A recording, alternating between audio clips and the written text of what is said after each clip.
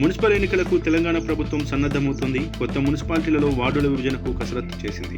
ఈ మేరకు మున్సిపల్ శాఖ అధికారులు ప్రతిపాదనలు సిద్ధం చేశారు. వార్డుల విభజనకు సంబంధించి నోటిఫికేషన్ మంగళవారం విడుదల చేసింది.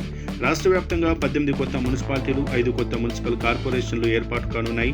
7 మున్సిపాలిటీల్లో సమీప గ్రామాలు విలీనమయ్యాయి. కొత్త మున్సిపాలిటీలు, కార్పొరేషన్లలో వార్డుల విభజన ప్రక్రియకు మున్సిపల్ శాఖ అధికారి శ్రీదేవి షెడ్యూల్ విడుదల చేశారు. ఈ నెల 21 వరకు వార్డుల విభజన ప్రక్రియ పూర్తి చేసేలా అధికారులను ఆదేశించారు. ప్రభుత్వం ఇప్పటికే గ్రామాల్లో, పంచాయతీల్లో వార్డుల విభజన, ఓటరు జాబితాను తయారు చేసింది.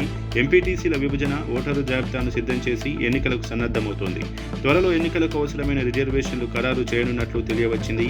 ఈ నేపథ్యంలో పట్టణాల్లోనూ వార్డుల విభజన చేపట్టడంతో ఆ తర్వాత ఓటరు జాబితా పూర్తి కానుంది.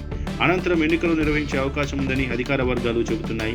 పంచాయతీ, ఎంపీటీసీ సభ్యులు, జెడ్పీటీసీ ఎన్నికలు పూర్తి కాగానే పట్టణ స్థానిక సంస్థల ఎన్నికలు నిర్వహించనున్నారు.